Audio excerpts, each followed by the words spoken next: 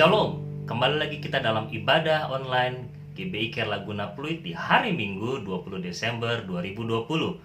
Saya mau sapa kita semua, salam sehat dan salam sehati dalam Kristus Yesus yang memberikan kita kekuatan dan penyertaannya hingga dengan pada hari ini. Mari kita mau siapkan hati kita untuk memuji, menyembah Tuhan, bahkan mendengarkan kebenaran firman Tuhan yang akan disampaikan oleh hambanya.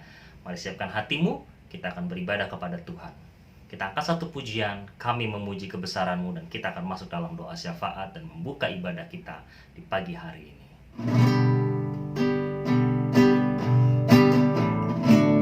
Kami memuji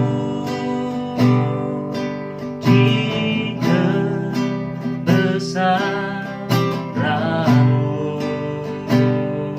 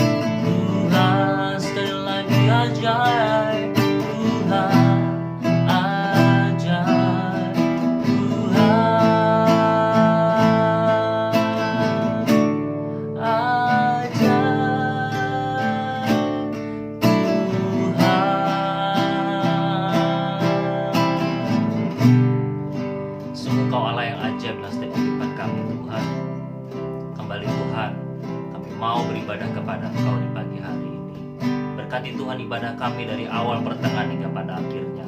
Segala pujian, penyembahan, segala doa yang kami naikkan Tuhan, bahkan kebenaran firman Tuhan yang akan disampaikan, biarlah itu Tuhan menjadi berkat buat kami semua, karena Engkau mengurapi kami dengan kuasa Roh Kudus Tuhan. Beracaralah Tuhan dalam ibadah online di hari Minggu ini Tuhan, sehingga setiap jemaat Tuhan yang bersama-sama dengan kami beribadah boleh memuji, menyembah Tuhan, boleh sama-sama merenungkan kebenaran firman Tuhan, boleh sama-sama berdoa syafaat, bahkan boleh menerima berkat daripada Engkau sendiri Tuhan. Terima kasih Tuhan. Segala anasir kuasa roh jahat yang mencoba mengganggu ibadah Tuhan pada pagi hari ini, dari awal pertengahan hingga pada akhirnya, kami tolak kuasa si jahat tersebut di dalam nama Yesus Kristus. Karena kami percaya dan yakin malaikat-Mu, Roh Kudus-Mu Tuhan, memimpin setiap hati dan pikiran kami, dan memberkati setiap keluarga-keluarga Tuhan yang boleh sama-sama beribadah Tuhan. Terima kasih Tuhan. Kembali Tuhan, kami ingin menaikkan Tuhan doa syafaat kami Tuhan, baik buat bangsa kami sampai kepada gereja kami. Mari jemaat Tuhan, kita mau sama-sama angkat tangan kita, menengadah kepada langit, seraya kita sama-sama bersatu hati dengan bersuara, berdoa syafaat buat bangsa sampai dengan pada gereja kita. Bapa dalam surga, kembali Tuhan kami membawa bangsa kami Indonesia dalam kuasa tangan-Mu. Kami membawa Tuhan Indonesia dari Sabang Tuhan sampai Merauke, dari Pulau Miangas sampai dengan Pulau Rote Tuhan. Biarlah ada dalam kuasa tangan Tuhan. Terlebih lagi di bulan Desember ini Tuhan, di dalam suasana Natal ini ada damai sejahtera Tuhan yang turun atas Indonesia Tuhan. Biarlah setiap gereja-gereja Tuhan yang ada, anak-anak Tuhan yang ada, baik di kota-kota, di desa-desa, di gunung-gunung, di desa Tuhan, di kota, di pantai-pantai, bahkan di pulau-pulau, semuanya Tuhan membawa damai sejahtera Natal untuk bangsa ini. Sehingga boleh Tuhan, bangsa ini akan dipulihkan, bangsa ini akan melihat bahwa damai sejahtera daripada Tuhan kami Yesus Kristus akan memenuhi bangsa ini dengan kasih yang kekal, dengan kasih yang tidak pernah mengecewakan. Kami berdoa Indonesia Tuhan dilawat dan dijamah Tuhan dari segala aspek ekonomi, sosial, kesehatan Tuhan, bahkan dalam politik, dalam segala hal Indonesia Tuhan akan diberikan suatu damai sejahtera yang datang daripada Tuhan. Bahkan di tengah-tengah situasi pandemi COVID-19, bahkan Tuhan di tengah-tengah Tuhan pergantian tahun ini Tuhan, kami percaya Indonesia diberikan keamanan, Indonesia diberikan damai sejahtera daripada Engkau Tuhan. Kami berdoa untuk pemimpin kami Tuhan, Bapak Presiden Insinyur Joko Widodo, beserta dengan wakilnya Tuhan Bapak Kiai Haji Ma'ruf Amin, bahkan para menteri Tuhan, para pejabat-pejabat negara yang ada di pimpinan di pusat, bahkan sampai Tuhan ke daerah-daerah, bahkan para anggota Dewan Wakil Rakyat, semuanya Tuhan yang terlibat, bahkan pihak keamanan, polisi, TNI Tuhan, kami berdoa semuanya Tuhan berkati dan urapi, dan khususnya Tuhan untuk menjaga suasana Natal dengan baik Tuhan. Bahkan kami berdoa untuk presiden kami supaya memberikan kebijakan-kebijakan Tuhan yang mendatangkan kesejahteraan bagi bangsa kami Indonesia. Engkau berkati keluarganya, Engkau berkati Tuhan segala Tuhan yang dilakukan, dan segala Tuhan apa yang menjadi keputusan yang lahir Tuhan dari pemikirannya Tuhan, itu semuanya karena rasa takut akan Tuhan. Dan biarlah Kau berikan Tuhan juga rasa takut Tuhan akan Tuhan itu kepada setiap jajaran yang ada di sekelilingnya Tuhan, sehingga mereka boleh bersatu padu Tuhan membangun Indonesia yang maju, Indonesia Tuhan yang menjadi negara yang gagah perkasa Tuhan, negara yang boleh memiliki keadilan dan keadilan sosial Tuhan, dan dipenuhi Tuhan dengan kesejahteraan daripada Tuhan kami Yesus Kristus. Kami berdoa Tuhan juga untuk pandemi COVID-19 yang masih saja Tuhan sampai dengan hari ini melanda bukan hanya Indonesia, tapi juga di negara-negara yang lain. Kami berdoa Tuhan, biarlah vaksin yang ada Tuhan, baik yang sudah ada di Indonesia, bahkan di negara-negara lain, di benua-benua yang lain Tuhan, kami berdoa biarlah ini Tuhan pakai sebagai alat untuk menyelesaikan Tuhan pandemi COVID-19, sehingga kami percaya Tuhan Engkau akan pakai kuasa-Mu Tuhan melalui vaksin ini, bahkan juga obat-obatan, bahkan penelitian-penelitian yang lain Tuhan, plasma darah sekalipun Tuhan, semuanya Tuhan pakai untuk memulihkan keadaan bukan hanya di Indonesia tetapi juga di seluruh dunia di masa pandemi COVID-19 ini. Karena kami berdoa supaya pemulihan kesehatan terjadi, pemulihan ekonomi terjadi, pemulihan sosial pun terjadi Tuhan, melalui Tuhan selesainya daripada pandemi COVID-19. Berkati tenaga kerja yang tenaga medis yang ada Tuhan, para tenaga medis yang ada, dokter, perawat, bahkan juga Tuhan yang terlibat langsung di dalam penyelesaian masalah COVID-19, para ahli Tuhan, para peneliti, semuanya diberkati Tuhan. Bahkan para pasien yang masih hidup Tuhan, yang sudah sembuh, bahkan yang telah dipanggil Tuhan, semuanya juga diberikan kekuatan dan diberikan penghiburan. Terima kasih Tuhan, kami berdoa untuk Gembala Sidang kami, Bapak Pendeta Insinyur Niko Nyoto Raharjo, beserta dengan keluarga besar, bahkan juga kepada 4 wakilnya, kami berdoa di dalam nama Yesus, Kau berikan perlindungan dan kekuatan Tuhan. Berkati dengan hikmat marifat daripada Engkau, sehingga hamba-Mu terus Tuhan pakai untuk menyampaikan isi hati Tuhan kepada jemaat Tuhan, bahkan juga kepada hamba-hamba Tuhan yang di bawah naungan daripada gereja Betel Indonesia Gatot Subroto Tuhan. Biarlah segala cabang yang ada, rayon yang ada Tuhan, semuanya akan mendapatkan impartasi daripada kuasa yang Tuhan berikan kepada Gembala Sidang kami Tuhan, Bapak Pendeta Insinyur Niko Nyoto Raharjo, sehingga setiap visi dan misi yang Engkau berikan kepada hamba-Mu, semuanya boleh sampai Tuhan kepada gereja-gereja yang ada di bawahnya Tuhan, bahkan juga gereja yang ada di luar naungannya Tuhan, semuanya diberkati lewat setiap firman Tuhan yang disampaikan, bahkan Injil yang disampaikan pun sampai kepada ujung bumi. Terima kasih Tuhan. Kau berkati karayon kami, Bapak Pendeta Budianto Totong, bahkan untuk keluarga, bahkan juga kepada staf yang ada Tuhan di Rayon 1H. Kami berdoa juga untuk para gembala-gembala yang ada di gembala-gembala cabang yang ada di Rayon 1H, semuanya diberkati Tuhan dan dijaga oleh Tuhan, bahkan terus Tuhan pakai untuk menjadi pewarta kerajaan Allah di muka bumi ini, menjangkau jiwa-jiwa Tuhan, memberikan dampak yang positif bagi orang-orang di sekeliling yang dimanapun mereka berada. Berkati para hamba-hamba-Mu Tuhan, terlebih lagi Bapak karyawan kami, supaya terus diberikan belas kasihan kepada setiap jemaat Tuhan, bahkan setiap gereja-gereja yang ada Tuhan, cabang-cabang yang ada, semuanya boleh bertumbuh untuk kemuliaan nama Tuhan. Dan pada akhirnya Tuhan, kami berdoa untuk gembala jemaat kami Tuhan, Bapak Pendeta Aziz Gozali beserta dengan Ibu Margaret Tuhan selaku istri atau Ibu Gembala Tuhan, kami berdoa supaya hamba-Mu Tuhan, Kau berkati baik keluarga Tuhan, baik Tuhan segala sesuatu yang dilakukan semuanya diberkati Tuhan. Berikan perlindungan kesehatan di masa pandemi ini, bahkan Kau berikan hikmat marifat-Mu, Kau terus memberikan Tuhan supaya hamba-Mu Tuhan sebagai Bapa dan Ibu rohani kami terus menaungi iman kami supaya kami semakin hari semakin bertumbuh di dalam Engkau. Berkati juga Tuhan setiap jemaat Tuhan yang ada di GBI Care Laguna Pluit, bahkan para pelayanan pekerja yang ada di dalamnya pun Tuhan, kami berdoa segala pergumulan, segala masalah yang ada di dalam kehidupan jemaat-Mu, bahkan di dalam kehidupan para pelayanan pekerja Tuhan di GBI Care Laguna Pluit, semuanya Tuhan jawab dan berikan tepat pada waktunya, karena kami percaya perlindungan Tuhan tidak pernah meninggalkan orang yang percaya dan berserah kepada Tuhan. Dan pada akhirnya Tuhan, kami berdoa Tuhan khusus untuk kota kami Jakarta, biarlah DKI Jakarta Tuhan diberikan perlindungan. Setiap Tuhan angka-angka Tuhan kenaikan COVID yang sangat Tuhan membuat kami juga terus makin hari semakin mewaspadai Tuhan untuk penyebaran COVID-19 ini. Kami berdoa Tuhan, biarlah Tuhan di akhir tahun ini angka kenaikan tersebut menurun Tuhan. Dan kami berdoa untuk gubernur kami Bapak Anies Baswedan beserta wakilnya Bapak Riza Patria, biarlah juga boleh mengeluarkan keputusan dan kebijakan yang benar-benar Tuhan untuk kepentingan halayak banyak di kota kami Tuhan, DKI Jakarta ini Tuhan. Berkati para staf jajaran yang ada supaya mereka semua diberikan hati yang takut akan Tuhan. Dan pada akhirnya Tuhan, kami mau serahkan Tuhan ibadah ini, bahkan khususnya doa-doa yang kami naikkan ini hanya ke dalam kuasa tangan-Mu. Di dalam nama Tuhan Yesus Kristus kami telah berdoa dan mengucap syukur. Mari sama-sama semua yang berdoa kita sama-sama katakan amin. Kita sudah menaikkan doa syafaat kita, kini saatnya kita mau sama-sama meninggikan dan memuliakan nama Tuhan. Kita mau bersyukur pagi hari ini karena kita ada semua karena berkat Tuhan. Katakan, Bapa Engkau sungguh baik. Bapa,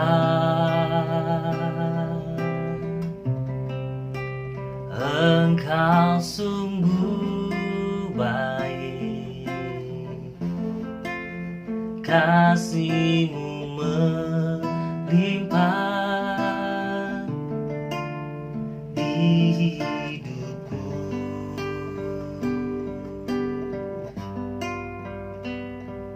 Bapa, ku berterima kasih berkat-Mu hari ini yang Kau sediakan bagiku.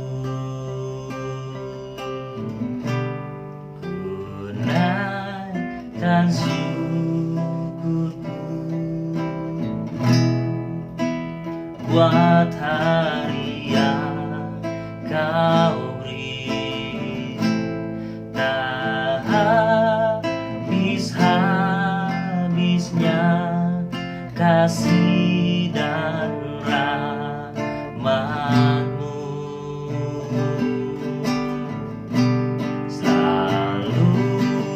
Baru dan tak pernah terlambat pertolongan-Mu, besar setia-Mu di sepanjang hidupku. Katakan, Bapa Engkau sungguh baik.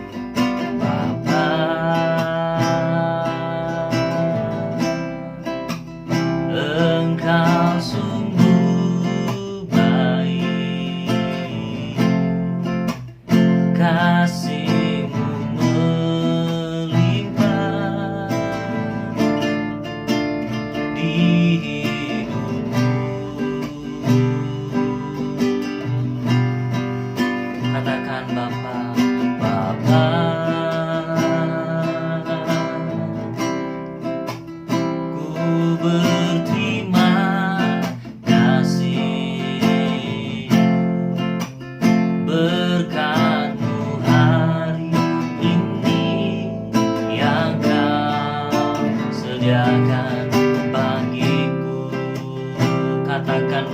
naikkan syukur, ku naikkan syukurku buat hari yang kau beri. Tak habis-habisnya kasih dan rahmat-Mu, selalu baru dan tak pernah terlambat. Pertolongan-Mu besar, setia-Mu di sepanjang hidupku. Mari sungguh katakan, ku naikkan syukurku buat hari yang kau beri.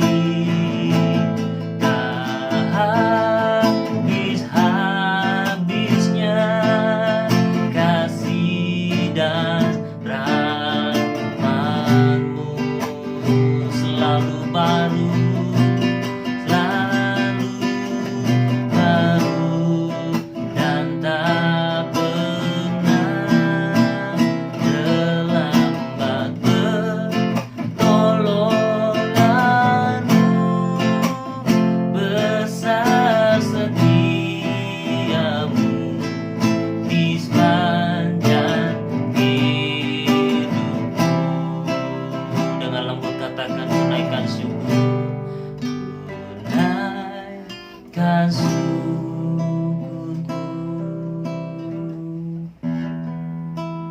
buat hari yang kau beri. Tak habis-habisnya kasih dan rahmat-Mu, selalu baru dan tak pernah terlambat. Pertolongan-Mu besar, setia-Mu di sepanjang hidupku. Naikkan syukur, ku naikkan syukurku buat hari yang kau beri. Tak habis-habisnya kasih dan rahmat-Mu,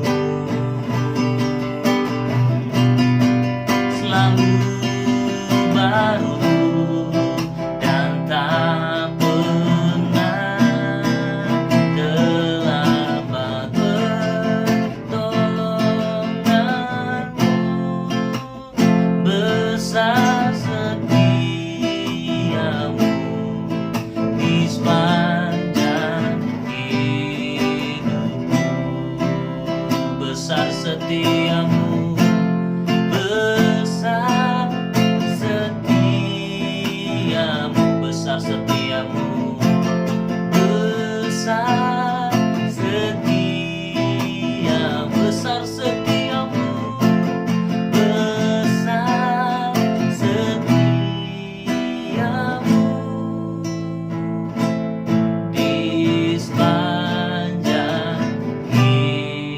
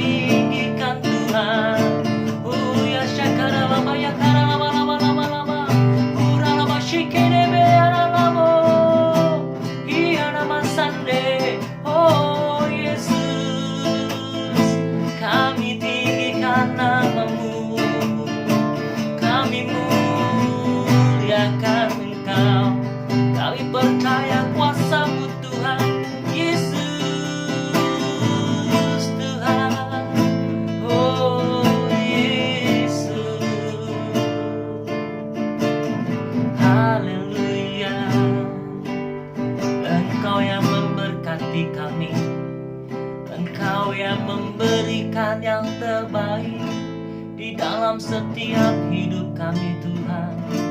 Oh Bapa yang kekal, penasehat ajaib, Allah yang perkasa, Dialah Raja damai, Dialah Tuhan Yesus Kristus, Sang Juru Selamat, Sang Mesias yang hidup, yang lahir bagi orang berdosa, berikan keselamatan bagi yang percaya, berikan hidup kekal bagi yang menyembah, meninggikan nama Tuhan untuk selama-lamanya.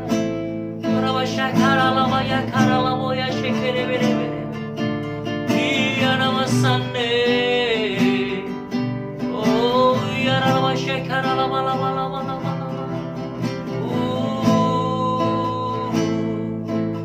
Kami percayakan Tuhan, kami percaya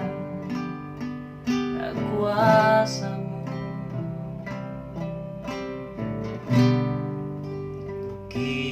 Kiranya Engkau memberkati aku berlimpah-limpah dan memperluas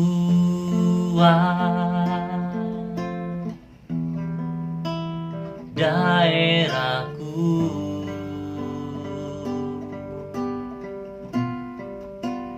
dan kiranya tangan-Mu memberkati aku dan melindungi aku daripada malapetaka, sehingga kesakitan tidak menimpa aku. Mari dengan iman katakan, kiranya Tuhan, kiranya Engkau memberkati aku berlimpah-limpah dan memperluas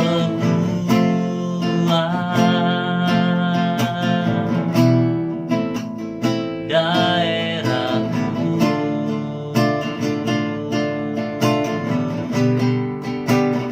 dan kiranya tangan-Mu menyertai aku dan melindungi aku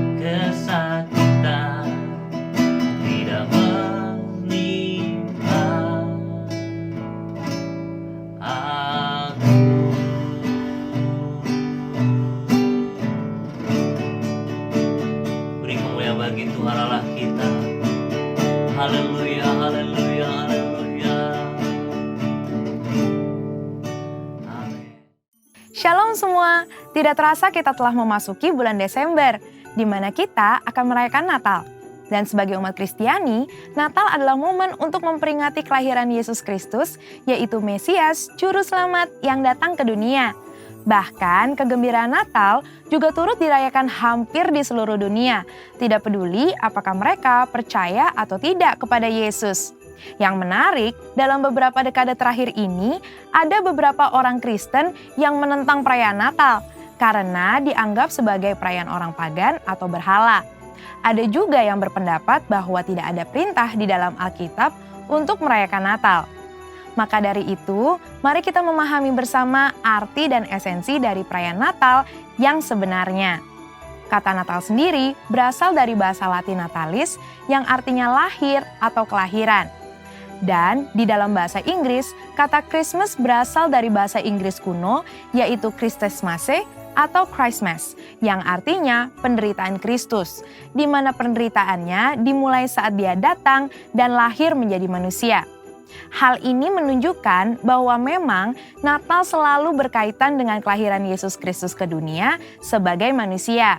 Beberapa orang Kristen yang menolak perayaan Natal berpendapat bahwa Natal adalah perayaan pagan yang dimulai pada tahun 274 Masehi oleh orang-orang Romawi untuk menghormati matahari dan Saturnus pada titik balik matahari di musim dingin yang umumnya jatuh pada tanggal 25 Desember.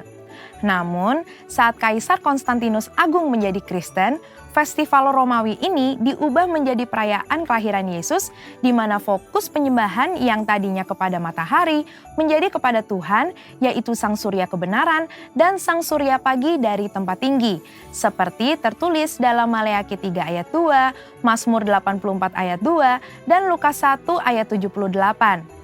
Mengganti hari raya matahari menjadi hari kelahiran Yesus Kristus bukanlah penyembahan berhala.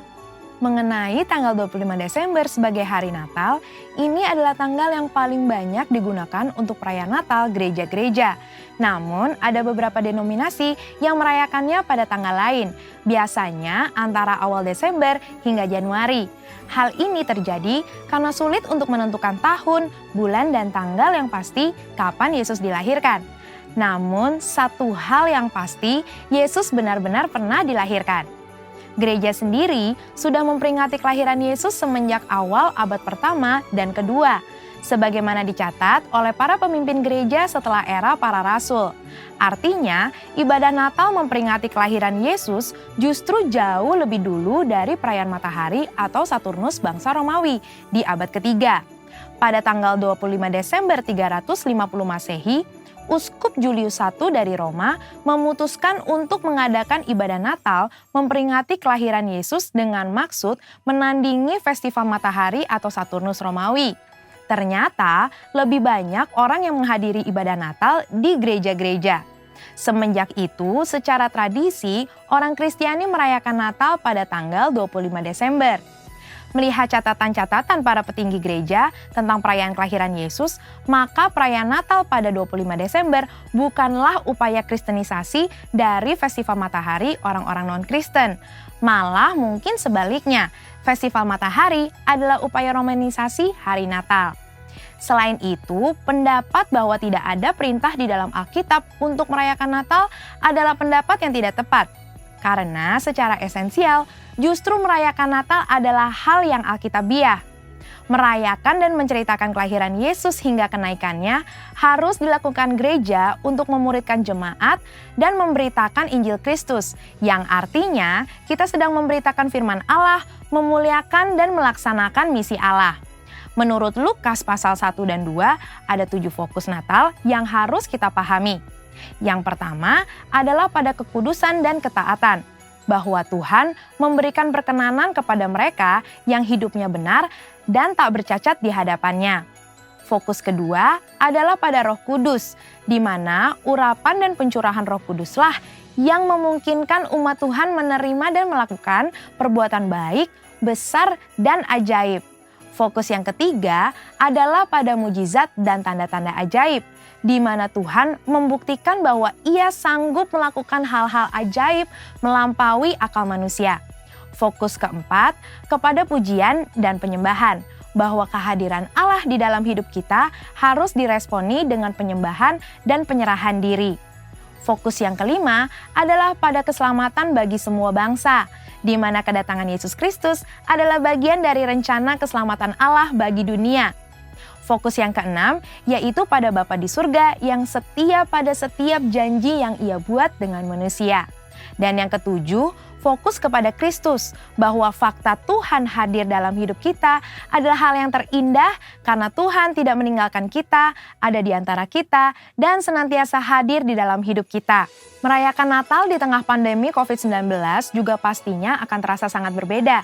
Namun ketika kita betul-betul memahami 7 fokus yang terdapat di dalam Lukas 1 dan 2, kita akan mengerti esensi Natal yang sebenarnya, yaitu merayakan Natal dengan kesederhanaan seperti yang dicontohkan Yesus pada saat Ia lahir. Bahkan, Alkitab menentang perayaan Natal yang berlebihan dan mengingatkan kita untuk terus berbagi seperti Kristus yang telah membagi hidupnya dengan kita. Percayalah bahwa terang Kristus tetap ada di dalam hidup kita, sehingga kita dapat menjalani kehidupan bersamanya. Biarlah sukacita Natal dapat kita peroleh saat kita merayakan Kristus dan kehadirannya, bahkan di tengah pandemi ini.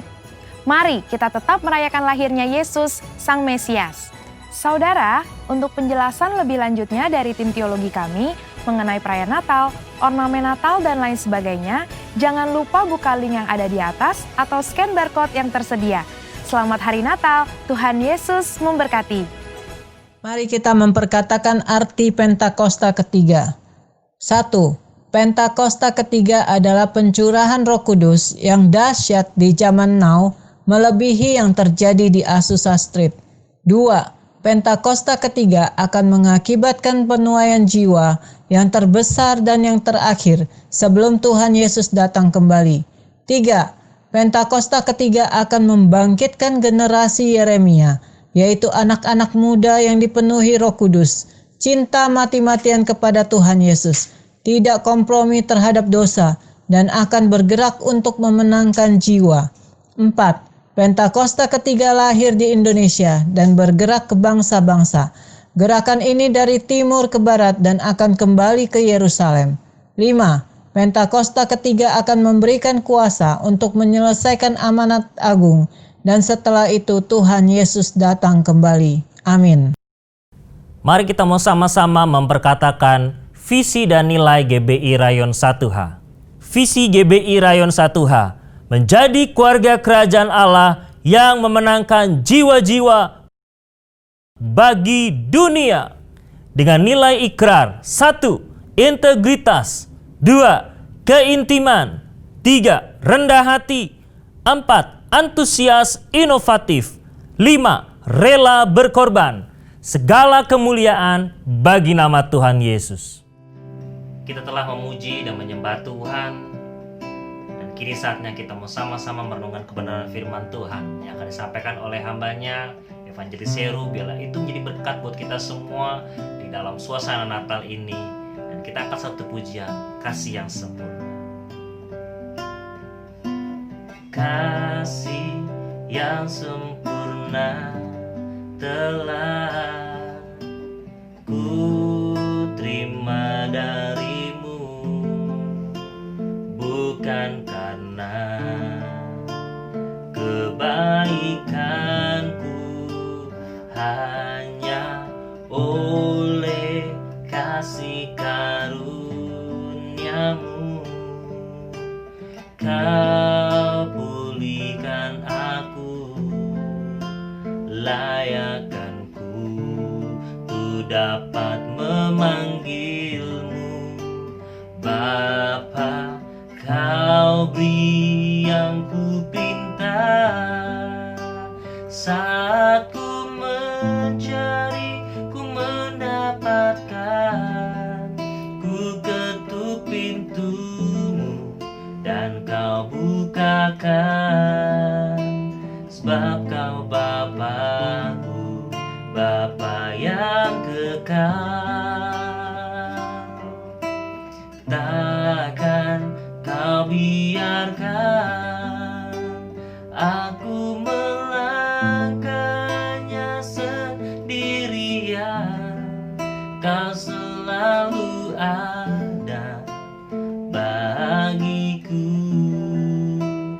sebab Kau Bapa-Ku, Bapa yang kekal. Mari kita angkat pujian ini sekali lagi. Kita percaya bahwa kita ada semua sampai dengan hari ini, semua karena kasih Tuhan. Dialah Bapa kita yang kekal.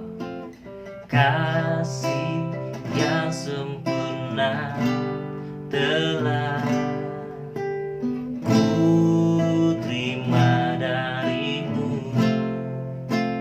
bukan karena kebaikanku, hanya oleh kasih karuniamu Kau berikan aku layak ku dapat memanggilmu Bapa. Kau beri aku pintar saat ku mencari, ku mendapatkan, ku ketuk pintumu dan Kau bukakan. Bab Kau Bapa-Ku, Bapa yang kekal. Takkan Kau biarkan aku melangkahnya sendirian. Kau selalu ada bagiku, sebab Kau Bapa-Ku, Bapa yang kekal.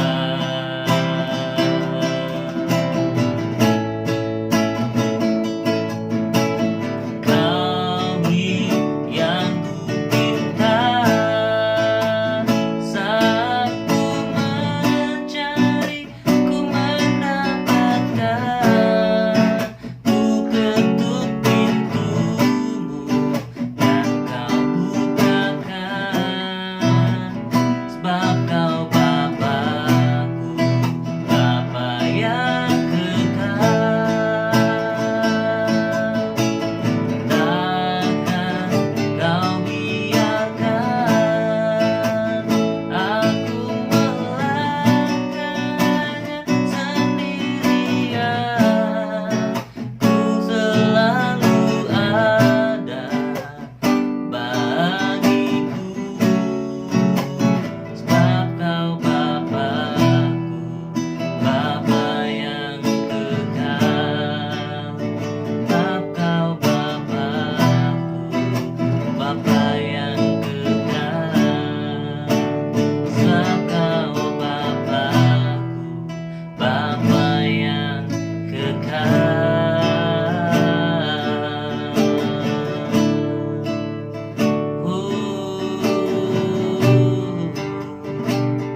Engkau Bapa yang kekal.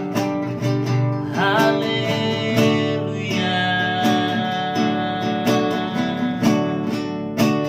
Syukur bagimu Tuhan. Lawatlah, lawatlah kami dengan kasih yang sempurna.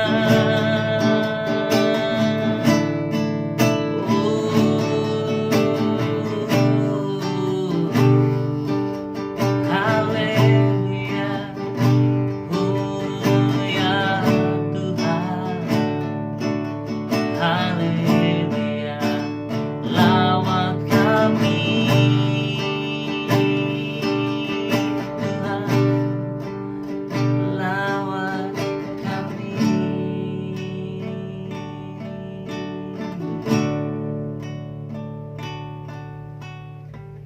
Benar Tuhan, lawatlah kami Tuhan dengan kasih-Mu Tuhan, dengan kasih yang sempurna dalam setiap kehidupan kami. Berkati hamba-Mu Evangelis Heru yang menyampaikan kebenaran isi hati Tuhan, sehingga apa yang disampaikan Tuhan menjadi pegangan dalam kehidupan kami. Terlebih lagi dalam suasana Natal ini, kami boleh merasakan kasih-Mu, kami boleh merasakan jamahan kuasa-Mu lewat kebenaran firman Tuhan, yang menegur kami, menguatkan kami, bahkan mengubahkan setiap kehidupan kami. Biarlah benih ilahi yang tertanam bertumbuh berkembang berbuah Tuhan Tuhan menjadi dampak bagi setiap kehidupan kami. Di dalam nama Yesus Kristus kami siap merenungkan firman Tuhan dan berkati dan urapi hamba-Mu. Di dalam nama Yesus Kristus. Haleluya. Amin. Shalom Bapak Ibu yang terkasih dalam Tuhan Yesus Kristus.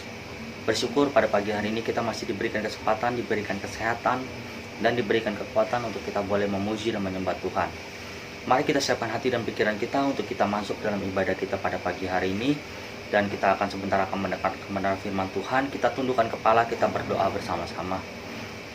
Bapa yang baik dalam kerajaan surga, kami bersyukur Tuhan Yesus pada pagi hari ini kami sudah memuji dan menyembah Tuhan. Kini tiba saatnya Tuhan, kami mau duduk diam di dalam hadirat-Mu. Biarlah Tuhan Kau pakai hamba-Mu untuk menjadi saluran berkat bagi kami Tuhan. Biarlah apapun yang hamba-Mu sampaikan dengan mulut bibir hamba-Mu, itu semua berasal daripada Engkau Tuhan. Kiranya firman-Mu menguatkan kami, firman-Mu menegur kami, firman-Mu memberikan kami di dalam kehidupan kami sesuatu yang baru Tuhan. Sehingga ketika kami melangkah di dalam kehidupan ini Tuhan, kami tidak takut, kami tidak goyah, sebab Engkau yang selalu beserta dengan kami. Terima kasih Tuhan, Engkau sudah lahir ke dunia ini Tuhan. Terima kasih untuk pengorbanan-Mu. Terima kasih untuk karya keselamatan yang Kau berikan bagi kami Tuhan. Terima kasih Tuhan. Tutup bungkus kami semua dengan kuasa darah Yesus. Biarlah Roh Kudus memampukan kami, memberikan kami hikmat, sehingga kami dapat melakukan kebenaran firman-Mu. Di dalam nama Tuhan Yesus kami berdoa dan bersyukur. Haleluya. Amin. Bapak Ibu yang terkasih, sekali lagi shalom, salam sehat, salam sehati untuk kita semua. Kita masuk di dalam minggu ketiga, minggu dimana di bulan Desember ini, minggu ketiga, dan kita akan melewati satu minggu lagi dan kita akan menutup tahun 2020 dan kita akan masuk di tahun yang baru 2021. Tanpa terasa kita masuk di tahun yang baru, dan pada pagi hari ini saya mau membuat sebuah tema. Karena ini momen Natal, saya bawakan sebuah tema tentang kasih. Kasih yang besar dan sempurna. Ayat yang saya pakai pada pagi hari ini yaitu dari 1 Timotius pasal 1 ayat 12 sampai 17. Nanti kita akan baca ayatnya. Sebelum saya masuk, saya mau katakan bahwa pandemi COVID-19 ini sudah membuat kita semua mengubah segala kebiasaan kita. Bahkan pandemi ini mengubah dari segi sektor kesehatan, mengubah dari segi sektor pendidikan, bahkan sampai kepada tata cara ibadah kita. Dari sektor kesehatan, di mana kita mungkin biasanya ke rumah sakit tidak harus rapid atau tidak harus apa. Bahkan sampai saya dengar berita ada orang yang bisa meninggal. Kenapa? Karena persyaratannya harus rapid test dulu atau harus swab dulu ketika dia sedang sakit. Padahal itu kondisi sedang kritis. Dari segi ekonomi, jelas pandemi ini menghajar semua sektor ekonomi. Banyak yang kehilangan pekerjaan, banyak juga yang perusahaan-perusahaan yang tutup karena tidak lagi sanggup membayar gaji karyawan, bahkan karena minimnya penjualan di masa-masa pandemi ini. Dari sektor pendidikan, dari yang tadinya sekolah secara tatap muka, sekarang sekolah secara online. Seperti kita dalam ibadah pada pagi hari ini, kita beribadah secara online. Nah, itulah yang saya bilang tadi, sampai kepada tata cara ibadah gerejawi. Kita sudah cukup lama menjalankan ibadah secara online. Tahun lalu, tahun 2019, kita masih melakukan Natal secara offline atau ibadah seperti biasanya. Tapi kita percaya, sebagai orang percaya, orang Kristen yang percaya kepada Tuhan Yesus Kristus, ibadah bukan dibatasi oleh ruang dan waktu. Jadi ibadah tidak harus ada tempatnya, tapi ibadah yang kita lakukan pada pagi hari ini, itu semua bukan karena ada tempatnya, bukan karena ada waktunya, tapi ibadah yang kita lakukan pada pagi hari ini, itu semua kita lakukan karena kita mengucap syukur atas kebaikan yang Tuhan kasih buat kita.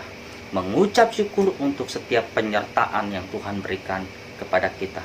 Penyertaan Tuhan di tahun 2020 awal sampai masuk di bulan 2 Desember di minggu ketiga tahun 2020. Dan kita percaya Tuhan yang sama yang kita sembah, yaitu Tuhan kita Yesus Kristus, yang akan menyertai kita untuk kita masuk dalam tahun yang baru, tahun 2021 nanti. Biasanya Bapak Ibu, pada momen Natal, pada momen menjelang akhir tahun, ada yang namanya setiap orang atau saya secara pribadi melakukan refleksi diri. Jadi saya mulai mengintrospeksi diri saya. Tahun 2020 ini target saya udah tercapai semua belum? Cita-cita saya atau impian saya udah tercapai semua belum? Nah, saya mulai merefleksikan. Dan di situ juga saya mulai merefleksikan kebaikan Tuhan di dalam kehidupan saya. Nah, dan merencanakan untuk tahun yang akan datang. Seperti itu biasanya kecenderungannya. Tapi pernah nggak kita belajar merefleksikan apakah kita sudah mengalami kasih Natal? Nah, ini pertanyaan pentingnya. Masuk bulan Natal biasanya, masuk bulan Desember biasanya orang mulai merefleksikan hidup. Untuk memasuki tahun yang akan datang nanti juga, dia mulai merencanakan banyak hal. Tapi permasalahannya masuk di bulan Desember, pernah gak kita merefleksikan apakah kita sudah mengalami kasih Natal dan membagikan hal kasih Natal itu kepada orang lain? Nah, ini yang jadi penting. Ini yang menjadi pedoman penting bagi setiap orang percaya, bahwa Natal seharusnya kita bisa dapatkan, yaitu nilainya itu adalah kasih. Dan kasih itu bukan hanya untuk kita sebagai orang percaya, tapi untuk semua orang yang belum percaya. Harusnya kita yang sudah percaya, yang sudah menerima kasih itu, kita bisa bagikan kepada orang lain. Hari ini kita akan bahas di kitab 1 Timotius 1 ayat 12 sampai 17. Nah, agak menarik, mungkin Bapak Ibu akan bingung nanti. Kenapa kok Heru di momen Natal ini tidak membahas Yohanes 3:16 atau kitab-kitab Matius lainnya atau kitab Injil yang lainnya yang jelas-jelas tidak memberitakan tentang kasih Yesus di sini, jelas-jelas bukan memberitakan tentang kelahiran Yesus. Jadi kan suratnya Paulus kepada Timotius. Oke, baik, kita akan bahas, kita akan baca sama-sama, nanti Bapak Ibu bisa lihat sendiri. Ternyata di sini ada mengandung unsur Natal. Ucapan syukur atas kasih karunia Allah. Ayat 12. Aku bersyukur kepada Dia yang menguatkan aku, yaitu Kristus Yesus, Tuhan kita. Karena Ia menganggap aku setia dan mempercayakan pelayanan ini kepadaku. Ayat 13. Aku tadinya seorang penghujat dan seorang penganiaya yang ganas, tetapi aku telah dikasihaninya, karena semuanya itu kulakukan tanpa pengetahuan, yaitu di luar iman. Ayat 14. Malah kasih karunia Tuhan itu telah dikaruniakan dengan limpahnya kepadaku dengan iman dengan iman dan kasih dalam Kristus Yesus. Ayat 15. Dan perkataan ini benar dan patut diterima sepenuhnya.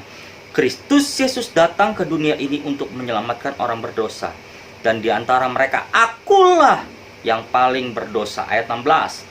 Tetapi justru karena itu aku dikasihani, agar di dalam diriku ini sebagai orang yang paling berdosa, Yesus Kristus menunjukkan seluruh kesabarannya. Dengan demikian aku menjadi contoh bagi mereka yang kemudian percaya kepadanya mendapat hidup yang kekal. Ayat 17. Hormat dan kemuliaan sampai selama-lamanya bagi Raja segala zaman, Allah yang kekal, yang tak nampak, yang esa. Amin. Amin untuk kebenaran firman Tuhan pada pagi hari ini.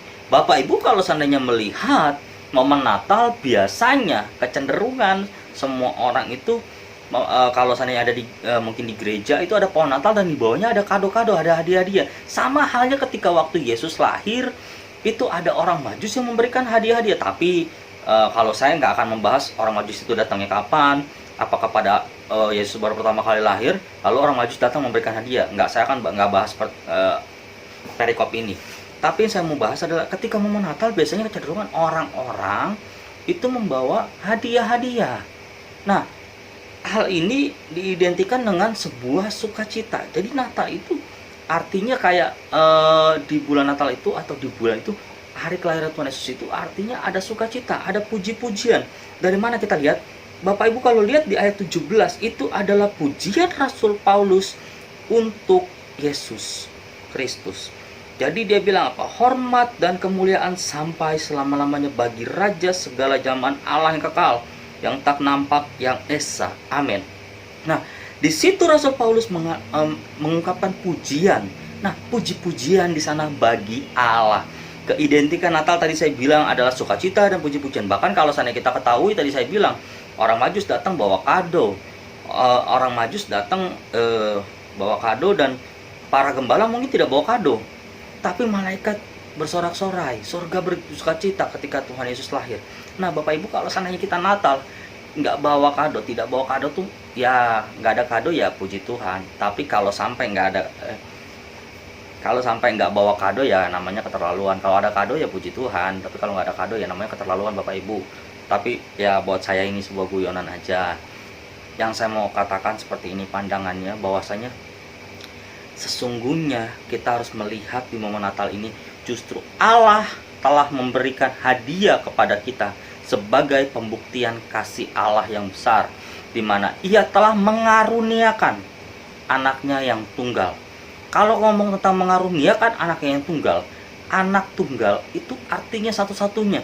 Kalau seandainya seseorang, maka saya pernah bahas di minggu lalu, ngomong tentang anak yang tunggal, seorang ibu itu nggak mungkin mau memberikan anaknya kepada orang lain. Kalau dia punya anak cuma satu, dia nggak akan rela untuk anaknya itu dibiarkan untuk diadopsi kepada orang lain. Karena anak tunggal, anak satu-satunya itu pasti paling disayang, paling diberikan segalanya, ibaratnya anak yang tunggal. Maka di situ katanya mengaruniakan anak yang tunggal, itu pembuktian kasih Allah. Yang jadi permasalahan utama pada pagi hari ini, hadiah apa yang sudah kita bawa kepada Allah di momen Natal ini? Dimana kita pahamin selama kita hidup dari kecil sampai sekarang ini, arti Natal itu apa jadinya? Jadi permasalahan utamanya, hadiah apa yang sebenarnya kita sudah bawa kepada Allah di momen Natal ini? Mungkin kita berpikir gini, saya sudah bawa kok hadiah, itu apa? Persembahan. Saya sudah berikan persembahan Natal di gereja. Atau mungkin saya sudah bawa kok hadiah Natal. Tahun lalu saya waktu di gereja saya nggak pelayanan di Natal. Tahun ini saya sudah pelayanan di Natal. Itu juga jadi satu hadiah kok di momen Natal ini. Oh, itu mungkin bagi Bapak Ibu itu sebuah hadiah. Tapi harusnya kita pahamin dulu hadiah yang Allah berikan bagi kita. Sebelum kita memahami hadiah apa yang sudah kita berikan bagi Allah, kita harus memahami terlebih dahulu Allah sudah lebih dulu memberikan hadiah yang istimewa bagi kita. Pada hari ini kita belajar tentang tema kasih yang besar dan sempurna. Ini adalah kabar baik tentang sebuah kasih. Tapi pastinya semua orang ingin mendengar kabar yang baik saja.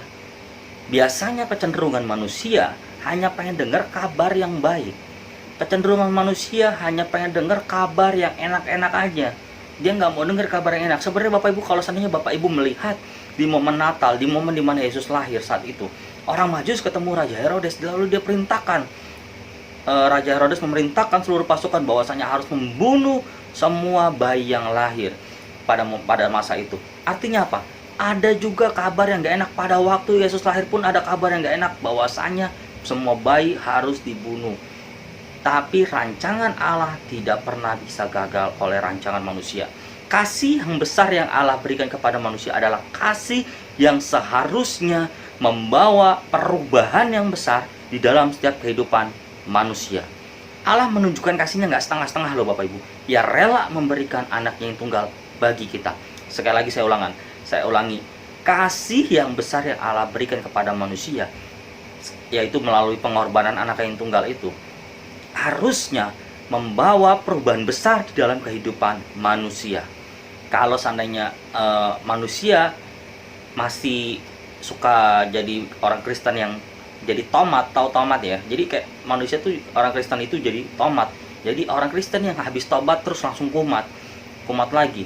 Nah, itu artinya pertobatannya setengah-setengah. Harusnya ketika Allah menunjukkan kasihnya, kalau orang Kristen sudah mengerti bahwa kasih Allah yang besar itu, yang dia rela memberikan anak yang tunggal bagi kita itu, harusnya membawa perubahan yang besar juga, bukan menjadi seorang Kristen yang tomat, yang habis tobat langsung kumat. Nah, contoh yang paling gampang, tobat setengah-setengah. Ketika dulu mungkin ada seorang yang kasar, dia ngomong, dia ketemu temennya, kalau dulu dia lagi berantem, lagi debat, lalu dia gebrak meja. Lalu dibilangin sama temennya, lu kan sudah pelayanan bro, lu kan sudah Kristen bro, lu kan udah ke gereja, lu sudah melayani Tuhan. Kok lu kalau ngomong, kalau lu marah, kok lu gebrak meja? Lalu si pelayan Tuhan ini ngomong gini, masih untung gue sekarang udah berubah, gue udah kenal Tuhan, gue udah melayani. Dulu kalau gue belum kenal Tuhan nih, kalau sekarang gue belum kenal Tuhan, gue belum tobat, gue belum ini, gue udah banting meja nih, meja udah bisa terbang. Inilah orang Kristen yang tobatnya setengah-setengah. Orang Kristen yang tobatnya tidak totalitas. Orang Kristen yang kenal Tuhan, orang Kristen yang mengenal kasih Allah, harusnya tobatnya nggak seperti itu. Maka tadi saya bilang, kasih yang besar yang Allah berikan kepada manusia adalah kasih yang seharusnya membawa perubahan besar dalam kehidupan manusia. Seharusnya ketika dia marah, dulunya banting meja, dulunya meja itu bisa terbang, saat dia sudah jadi pelayan Tuhan, harusnya tidak lagi seperti itu. Harusnya dia bisa lebih sabar. Orang yang sudah mengalami kasih Tuhan, harusnya perubahan hidupnya itu totalitas, tanpa batas. Apalagi dia seorang pelayan Tuhan, itu sudah menjadi role model di dalam masyarakat. Makanya saya pernah katakan di dalam khotbah saya, pelayan Tuhan atau hamba Tuhan itu seperti ikan di dalam akuarium, yang kalau dia bergerak kemanapun itu akan dilihat, di sisi manapun akan terlihat, bersembunyi dimanapun akan terlihat. Nah, inilah orang Kristen atau pelayan Tuhan atau hamba Tuhan. Makanya hidupnya harus bisa jadi role model di tengah masyarakat. Nah, kita akan lihat lagi, untuk itu penting bagi kita setiap manusia memahami bahwa ketika manusia mengalami kasih Tuhan, gak ada alasan apapun untuk dia berkata, saya berubahnya setengah-setengah dulu, saya berubahnya sedikit dulu, nanti kalau saya udah ngalamin ini baru saya bisa berubah totalitas. Nah, inilah pertobatan yang setengah-setengah, pertobatan yang salah. Memang Bapak Ibu, kalau seandainya kita dengar sebuah kasih anugerah Allah itu nggak pernah nuntut. Kasih anugerahnya Allah itu diberikan secara cuma-cuma. Iya, tapi anugerahnya Allah itu bukan anugerah murahan. Anugerah Allah itu memang tidak menuntut satu hal. Tapi sekali anugerah itu bekerja, sekalinya anugerah itu kena kepada seseorang, pasti akan terjadi perubahan. Pasti terjadi sesuatu kepada hidup orang itu. Jadi pada dasarnya ketika kita menerima kasih anugerah Allah, harusnya kita juga sudah mengalami perubahan oleh anugerah yang telah kita terima. Anugerah yang Allah telah berikan tanpa pertobatan yang benar, maka anugerah itu menjadi anugerah yang murahan. Udah tahu pelayan Tuhan, udah tahu hamba Tuhan, hidupnya masih huru-hara, hidupnya masih jatuh dalam dosa, hidupnya masih nggak benar. Hari ini kalau seandainya kita masih jatuh dalam dosa, hari ini kalau kita masih tidak benar, bertobat, datang sama Tuhan, minta ampun. Khususnya para pelayan Tuhan, hati-hati. Saya ingatin sekali lagi, dari teks Timotius ini kita akan belajar kasih yang besar, kasih yang sempurna adalah kasih yang seperti apa. Kita akan belajar pada pagi hari ini. Yang pertama, semoga waktunya cukup. Saya masih ada waktu sekitaran 12 menit lagi. Semoga cukup untuk membahas 3 poin pada pagi hari ini. Yang pertama, kasih yang besar dan sempurna adalah kasih yang seperti apa? Kalau kita mau tahu, yang pertama, kasih yang mampu membawa perubahan. Di ayat 12-14 kita akan lihat bersama-sama. Aku bersyukur kepada Dia yang telah menguatkan aku, yaitu Yesus Kristus, Tuhan kita, karena Ia menganggap aku setia dan mempercayakan pelayanan ini kepadaku. Ayat 13. Aku tadinya seorang penghujat dan seorang penganiaya, seorang ganas, tetapi aku telah dikasihaninya karena semuanya itu telah kulakukan tanpa pengetahuan, yaitu di luar iman. Malah kasih karunia Tuhan itu telah dikaruniakan dengan limpahnya kepadaku dengan iman dan kasih di dalam Kristus Yesus. Kasih yang besar dan sempurna adalah kasih yang membawa perubahan. Paulus adalah seorang yang jahat. Paulus adalah seorang yang dulunya seorang yang benar-benar penganiaya orang Kristen. Dia membunuh orang Kristen. Bahkan di ayat 13, aku tadinya seorang penghujat, seorang penganiaya, seorang ganas, tetapi karena kasih Allah dia berubah. Kasih yang tadi saya katakan ya, kasih yang sejati dan benar selalu membuat orang lain menjadi benar. Karena kasih yang sejati bukan hanya menerima kesalahan orang lain, tetapi juga membangun pribadi orang lain menjadi lebih baik. Dan inilah yang akan kita pelajarin dari tulisan Paulus. bahwa dulu ia seorang yang berdosa, dulu dia seorang yang penganiaya, dulu dia seorang yang jahat, orang yang mengejar orang Kristen. Kalau ada orang Kristen, dia ngeliat orang Kristen dibunuh, dikejar, dianiaya. Tapi begitu pas dia ditangkap Tuhan, dia berubah total. Dulu namanya bukan Paulus, dulu namanya Saulus.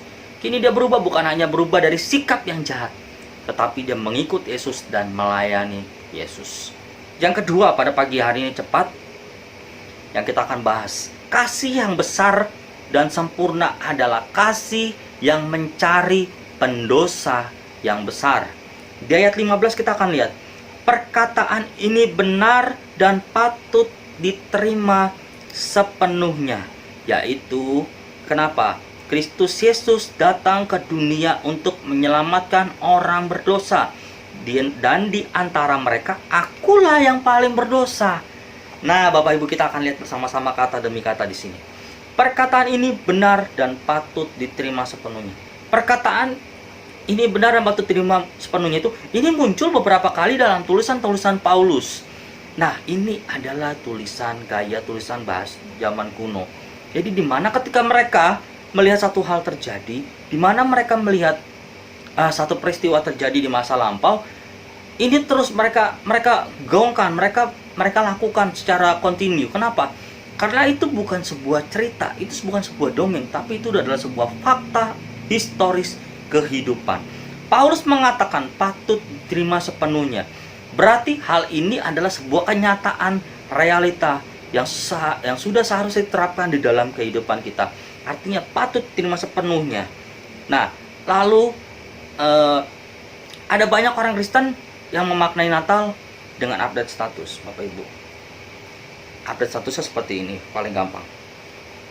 Mungkin ada beberapa orang menganggap, oh iya, momen Natal ya? Iya, Yesus datang berarti ke dunia. Yesus datang ke dunia untuk menyelamatkan orang yang berdosa, atau Yesus datang untuk orang yang terhina, atau Yesus datang untuk kita yang berdosa. Nah, ada juga banyak update-update yang bagus-bagus. Ini adalah sebuah hal fakta, tapi belum menjadi makna. Saya mau kasih tahu pada pagi hari ini ada dua hal yang harus kita ingat di poin nomor 2 ini. Fakta dan makna yang penting. Jadi faktanya memang Yesus datang lahir ke dunia untuk orang yang berdosa. Iya, betul, amin. Itu fakta, itu realita. Dan tapi jangan cuma update status. Begitu pas update status di sebelahnya ada ada orang yang datang lalu minta makan. Bu, tolong Bu, minta makan Bu. 2 hari saya belum makan. Misalkan seperti itu. Lalu dia bilang gini, aduh, saya lagi nggak bisa diganggu sekarang. Ini bukan makna yang dia hidupin. Justru dia cuma menghidupi faktanya bahwa Yesus datang untuk orang berdosa. Tapi dia tidak memaknai momen Natal yang sesungguhnya. Ini nggak sesuai sama konteks dalam Alkitab tentang arti Natal. Perkataan statusnya benar bahwa Yesus datang. Tapi kepatutannya menerima perkataan itu tidak tepat. Atau maknanya untuk menerima perkataan itu tidak tepat. Dari 2 hal itu kita lihat kan bahwa tadi benar kan, Yesus datang ke dunia ini fakta untuk menyelamatkan orang berdosa. Yang tadi Paulus bilang, katakan Yesus datang ke dunia, Kristus Yesus datang ke dunia ini untuk menyelamatkan orang berdosa. Kristus Yesus datang ke dunia itu fakta untuk menyelamatkan orang yang berdosa. Itu adalah makna dari kedatangan Kristus Yesus. Sebagai orang Kristen kita diajar bahwa kita bukan hanya harus melihat fakta bahwa Yesus datang ke dunia, tapi kita harus melihat dan tahu makna dan memaknai Natal itu dengan benar. Jangan cuma kita tahu faktanya Natal Yesus lahir ke dunia, tapi makna kelahirannya yang membawa keselamatan bagi kita nggak ngerti, kita nggak paham. Kita tahu kita sudah diselamatkan, kita tahu kita sudah dimerdekakan dari dosa, tapi kita tidak membagikan kemerdekaan, kita tidak menyelamatkan, kita tidak memberikan keselamatan kepada orang lain. Kita berarti belum memaknai Natal yang sesungguhnya. Hal ini akan menjadi sebuah tematik Natal aja ketika seseorang mengupdate status Yesus datang ke dunia ini untuk menyelamatkan orang berdosa. Ini hanya sebuah tematik, ini hanya sebuah perkataan-perkataan tematik Natal. Tidak seperti Paulus katakan, ini harusnya menjadi sebuah momen di mana kita bisa memaknai Natal secara sungguh-sungguh. Bahkan Bahkan Paulus menambahkan, Paulus tidak hanya menggunakan kata momen Natal Yesus datang untuk menyelamatkan berdosa, tetapi dia katakan di ayat 15, dan di antara mereka akulah yang paling berdosa. Inilah perkataan Paulus, di antara mereka akulah yang paling berdosa. Saat itu Paulus konteksnya sedang menyindir jemaat dan guru-guru palsu yang sedang dihadapi Timotius di Efesus. Tetapi Bapak Ibu, ini konteksnya, secara konteks teks dalam Alkitab di 1 Timotius yang kita baca, itu konteksnya Paulus sedang menyindir Kristus. Di ayat 15 ya, perkataan ini benar dan patut diterima sepenuhnya. Kristus Yesus datang ke dunia ini untuk menyelamatkan orang berdosa, dan di antara mereka akulah yang paling berdosa. Sebenarnya di sini Paulus secara teks dan konteks dia sedang menyindir jemaat di Efesus dan guru-guru palsu. Di Efesus maksudnya adalah ketika guru-guru palsu ini berkhotbah, guru-guru palsu ini menyampaikan kebenaran. Mungkin Paulus berkata seperti ini, aku loh yang paling berdosa. Mungkin mereka akan berkata seperti ini, loh Paulus aja yang begitu aja menganggap diri paling berdosa, apalagi mereka. Nah, ini adalah sebuah sindiran. Tapi Bapak Ibu, setelah saya coba cari tahu tentang perkataan Paulus ini, akulah yang paling berdosa, saya dapatkan sebuah kesimpulan yang penting sama-sama kita tahu pada pagi hari ini. Bapak Ibu, Paulus dulunya adalah orang yang jahat. Oleh karena kasih Tuhan, oleh karena kesabarannya Allah untuk menangkap Paulus, oleh karena Paulus mau menghidupi, bukan hanya menghidupi faktanya Natal, bukan hanya tahu tentang Yesus datang ke dunia untuk menyelamatkan orang yang berdosa, bukan hanya itu, tapi dia memaknainya dengan benar. Sehingga saya tahu, saya mendapatkan sebuah kesimpulan, orang yang semakin mengenal kekudusan Tuhan, orang yang semakin mengenal kekudusannya Allah, ia akan semakin mengenal keberdosaannya. Orang yang, saya ulangi sekali lagi, orang yang semakin mengenal kekudusan Tuhan, orang yang semakin mengenal keberdosaannya, itulah orang yang kenal sama Tuhan sungguh-sungguh. Jadi orang yang semakin mengenal kekudusan Tuhan, adalah orang yang semakin mengenal keberdosaannya. Kita akan masuk poin yang ketiga, poin yang terakhir pada pagi hari ini. Kasih yang besar dan sempurna adalah kasih yang dapat menjadi inspirasi atau role model bagi banyak orang. Di ayat 16 dan 17. Di ayat 17 kita tahu sama-sama itu adalah sebuah pujian. Jadi kita tidak akan bahas di ayat 17, kita akan bahas di ayat 16. Ayat 16. Tetapi justru karena itu aku dikasihani, dan agar di dalam diriku ini sebagai seorang yang paling berdosa, Yesus Kristus menunjukkan seluruh kesabarannya. Dengan demikian aku menjadi contoh bagi mereka yang kemudian percaya kepadanya dan mendapat hidup kekal. Amin.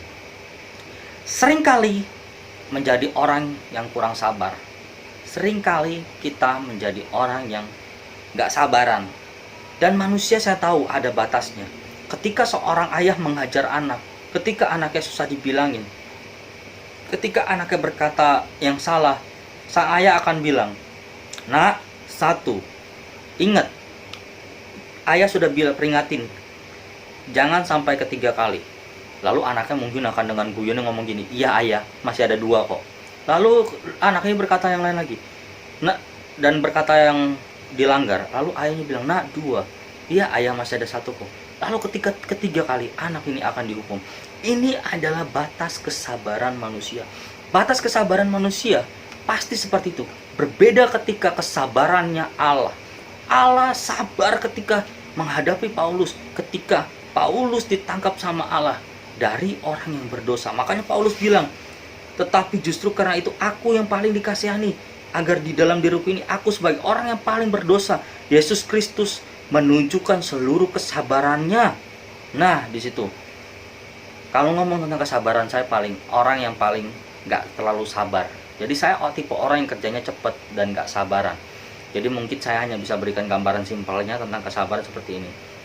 Ketika manusia itu digambarkan manusia itu sabar atau tidak sabar, orang itu anggap aja kita lagi pegang karet gelang lalu ditarik. Ini kesabaran manusia, tarik terus. Ketika sampai di ujung tuh karet udah mau putus, lalu yang ini akan berkata, itu udah titik kesabaran saya yang terakhir tuh. Kalau sampai itu putus, berarti itu akan kecepret ke kamu. manusia punya batas kesabarannya, berbeda dengan Allah yang begitu sabar.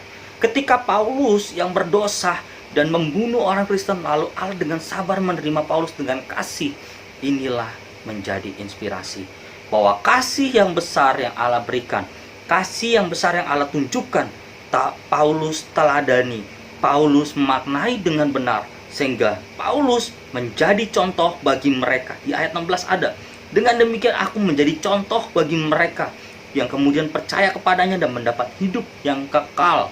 Nah, di sini saya mau katakan di poin yang ketiga, kasih yang sempurna, kasih yang besar adalah kasih yang dapat menjadi inspirasi bagi banyak orang.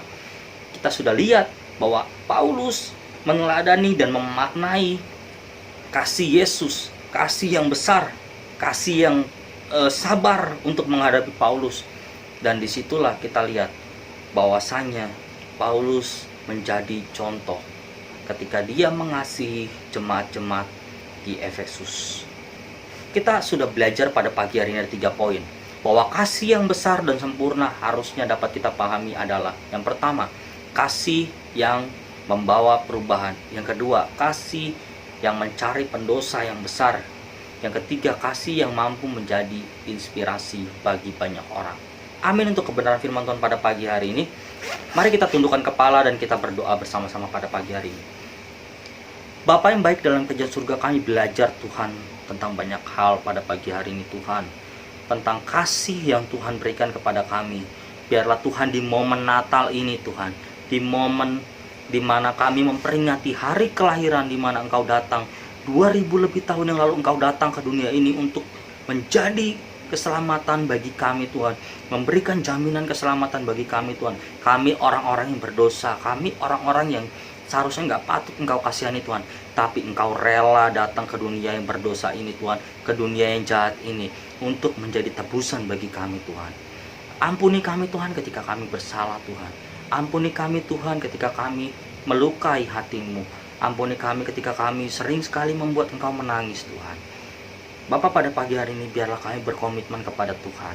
Di momen Natal yang begitu indah Tuhan, kami percaya kasih-Mu begitu sempurna. Kami nggak mau Tuhan memaknai Natal ini dengan sia-sia Tuhan. Kami nggak mau Tuhan hanya mendapatkan fakta historis tentang Natal bahwa Yesus datang ke dunia untuk orang yang berdosa.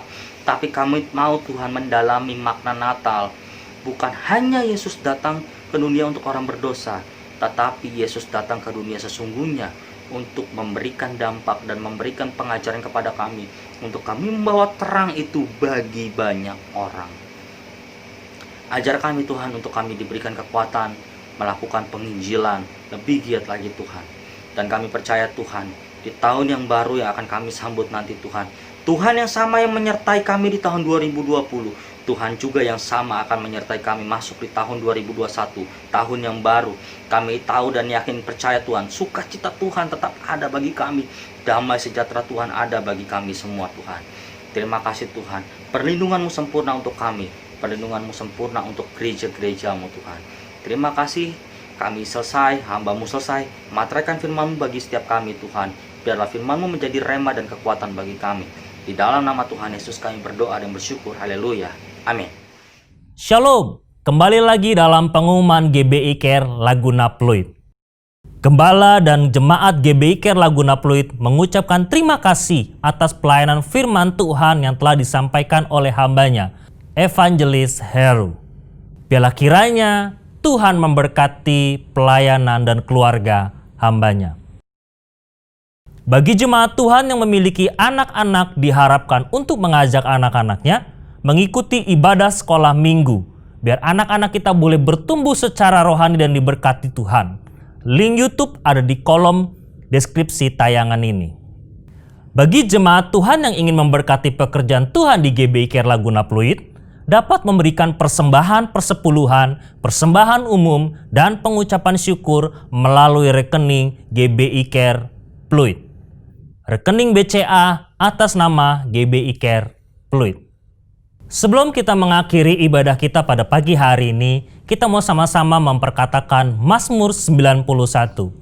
Dalam lindungan Allah.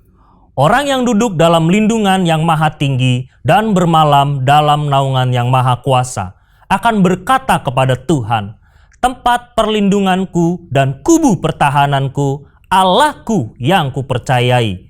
Sungguh dialah yang akan melepaskan engkau dari jerat penangkap burung, dari penyakit sampar yang busuk. Dengan kepaknya ia akan menudungi engkau, di bawah sayapnya engkau akan berlindung. Kesetiaannya ialah perisai dan pagar tembok.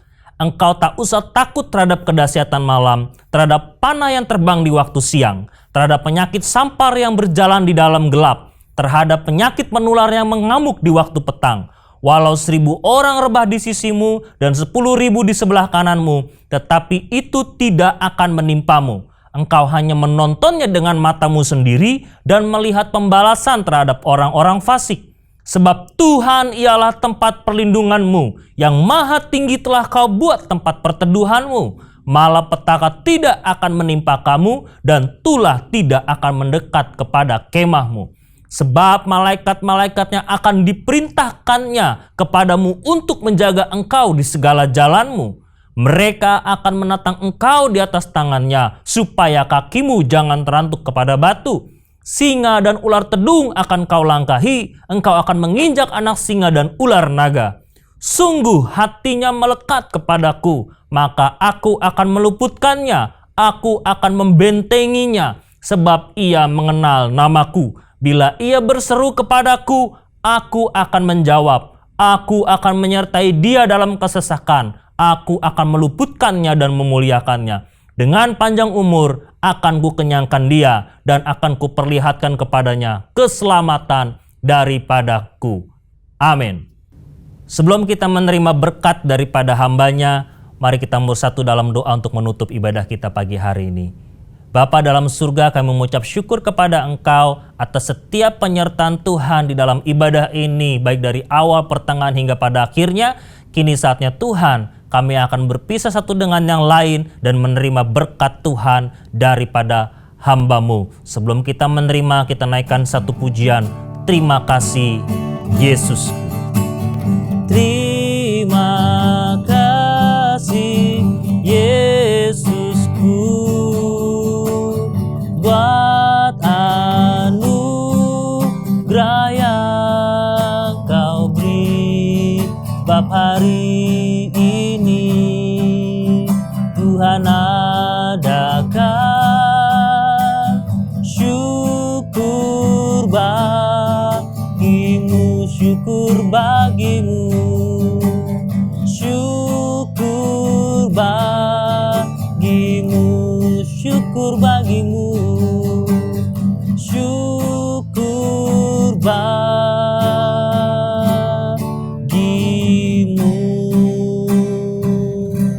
Mari saudara-saudara yang dikasih dalam Tuhan, kita bangkit berdiri, kita mau menerima berkat daripada Tuhan. Saudara-saudara yang dikasih Tuhan, terimalah berkat sukacita, damai sejahtera, kasih karunia yang begitu besar daripada Allah Bapa yang telah diberikan kepada kita masing-masing melalui anak yang tunggal, yaitu Tuhan kita Yesus Kristus.